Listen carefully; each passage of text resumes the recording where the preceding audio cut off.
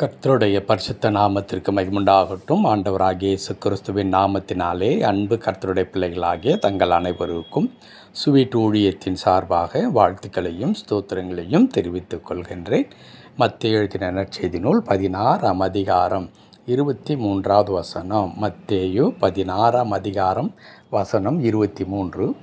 அவரோ திரும்பி பேதுருவை பார்த்து, எனக்கு பின்னாக போ சாத்தானே, நீ எனக்கு இடரலாயிருக்கிறாய்.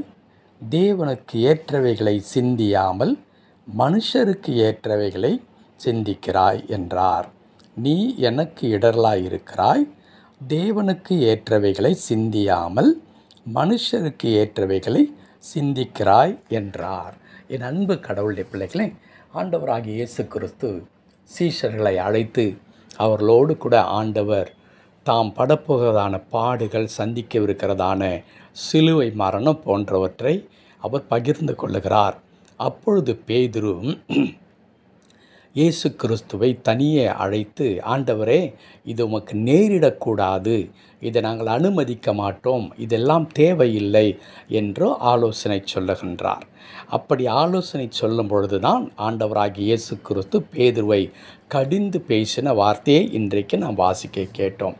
அன்பு கடவுளுடைய பிள்ளைகளே, அதில் மிக ஆழமாக ஆண்டவராகிய இயேசு கிறிஸ்து குறிப்பிடுகிற வார்த்தை என்னவென்றால், நீ தேவனுக்கு ஏற்றவைகளை, கடவுளுக்கு ஏற்புடையவைகளை நீ சிந்திக்காமல் மனுஷருக்கு ஏற்றவைகளை, மனிதர்கள் பிரகாரமாக மனிதர்கள் விரும்புகிறவைகளை, மனிதருடைய பார்வைக்கு நன்றாக இருக்கிறவர்களை, மனிதர்கள் எதை ஆசிக்கின்றார்களோ அவற்றை குறித்து நீ சிந்திக்கிறாய் என்று சொல்லி, அப்படி நீ சிந்திக்கின்ற காரியம்தான் எனக்கு இடரலாக இருக்கிறது என்று குறிப்பிடுகின்றார்.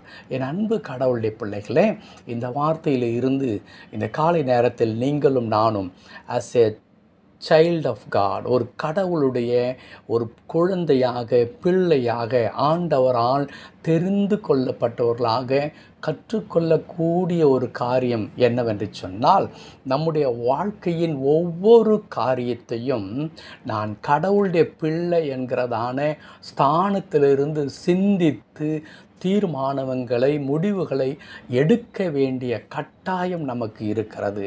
உலக பிரகாரமான மக்கள் தங்களுடைய ஞானத்தை, தங்களுடைய புத்தி கூர்மையை, தங்களுக்கு இருக்கிறதான வாய்ப்புகளை, வசதிகளை, தங்களுக்கு இருக்கிறதான செல்வாக்கை, அதிகாரங்களை பயன்படுத்தி அவர்கள் தங்கள் வாழ்க்கையில் இருக்கிறதான பிரச்சனைகளுக்கும் தேவைகளுக்கும் அவர்கள் தீர்வுகளை காண முயற்சிப்பார்கள். ஆனால் கடவுளுடைய பிள்ளைகள் அப்படி அல்லவே அல்ல. தங்களுடைய செல்வாக்கை பயன்படுத்தக்கூடாது என்று சொல்லவில்லை, தங்களுக்கு இருக்கிறதான வசதி வாய்ப்புகளை பயன்படுத்தக்கூடாது என்று சொல்லவில்லை. ஆனால் அவைகள் எல்லாவற்றையும் செய்வதற்கு முன்பதாக, அவைகளையெல்லாம் நாம் மேற்கொள்வதற்கு முன்பதாக கடவுளுடைய பாதத்தில் அமர்ந்து, ஆண்டவரே, நான் என்ன செய்ய வேண்டும், இந்த காரியத்தில் எனக்கு இப்படி ஒரு பிரச்சனை இருக்கிறது, இப்படி எனக்கு ஒரு தேவை இருக்கிறது, இப்படி ஒரு நெருக்கடிகள் இருக்கிறது, அல்லது நான் இவ்விதமாய் நான் வஞ்சிக்கப்படுகிறேன், இவ்விதமாய் ஏமாற்றப்பட்டிருக்கின்றேன், இவ்விதமாய் நான் தாக்கப்படுகின்றேன், ஆண்டவரே, நான் மனமடிவாக்கப்படுகின்றேன், எனக்கு விரோதமாக இன்றைக்கு இவர்களெல்லாம் இப்படியெல்லாம் காரியங்கள் நிகழ்ந்து கொண்டிருக்கிறது, நீர் எனக்கு வழி நடத்தும், நீர் எனக்கு ஆலோசனை தாரும் என்று கடவுளிடத்தில் முதலாவது நாம் கேட்க வேண்டும்.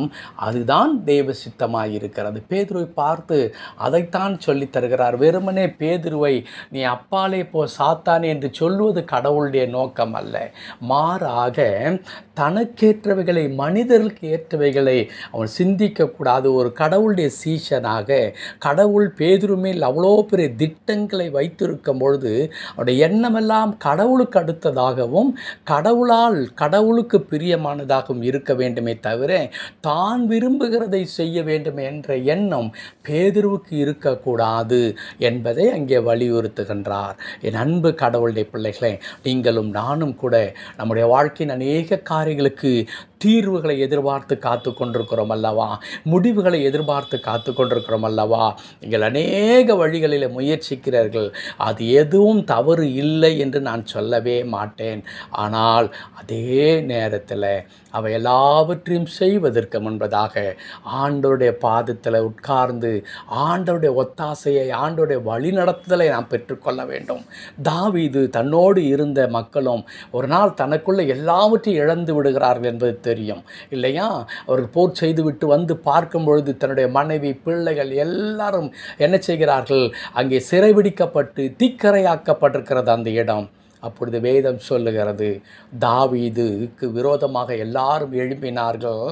அப்பொழுது கர்த்தருக்குள் தன்னை பலப்படுத்தி கொண்டு ஆண்டவரிடத்தில் விசாரிக்கின்றார். ஆண்டவரே, நான் அவர்களை மேற்கொள்ளட்டுமா? அவர்களை நான் பிடித்து கொள்ள முடியுமா? திருப்பி கொண்டு வருவேனா என்று ஆண்டவரிடத்தில் விசுவாசி. அதுதான் தாவீதனுடைய வெற்றியின் ரகசியம். என் கையிலே தான் இவ்வளவு பேர் இருக்கிறார்களே, வாங்கள் நாம் அனைவரும் போய் போரிடுவோம் என்று சொல்லி ஓடவில்லை. அது எல்லாவற்றுக்கு முன்பாக கடவுளை நோக்கி அவர் ஜெபிக்கின்றார். கடவுளிடத்தில் ஆலோசனைகளையும் வழிநடத்துகளையும் கேட்கின்றார். அன்பு கடவுளுடைய பிள்ளைகளே, நீங்கள் எதை செய்வதற்கு முன்பதாக கடவுளை நோக்கி பாருங்கள். நம்முடைய சிந்தையெல்லாம் கடவுளுக்கு அடுத்தவைகளாக இருக்க வேண்டும். அதுதான் நம்முடைய வாழ்க்கைக்கு ஆசீர்வாதமாக இருக்கும். கர்த்ததாமே அவ்விதமான கிருபைகளை தந்து ஒவ்வொரு நாளும் நம் கடவுளுடைய பிள்ளைகளாய் வாழ்ந்து கடவுளுடைய ஆசீர்வாதத்தை நிறைவாய் பெற்றுக்கொள்ள கர்த்தர் நமக்கு உதவி செய்வதருள்வாராக. ஆமென், ஆமென்.